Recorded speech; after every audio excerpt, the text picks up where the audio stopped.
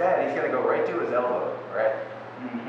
Already, I'm probably gonna tap here. Yeah, loosen a little bit. Good, right here, okay? From here, if I don't tap, my neck is crazy strong, whatever, he's gonna take the hook out for me, which makes me feel like I can naturally go over, right? And when people are almost gonna choke and they see an exit, they're gonna take the exit. Of course, they're not gonna stay there and risk getting choked. So as I take the exit, he comes up to his knee, pulls us back this way, elbow down, and then you can throw that foot over. Yeah. Now slow. If you can cross your feet, it's actually better around the reach. And now bring your hips forward. That's the idea. So the hands, the arms do very little. The only thing his hands are going to do is make sure the grips are held very tight. So your hands will be tense. Your arms will be like wet noodles. So that your hips can smash into the person.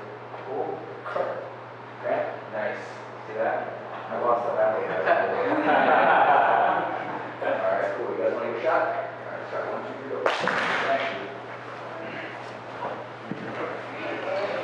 I have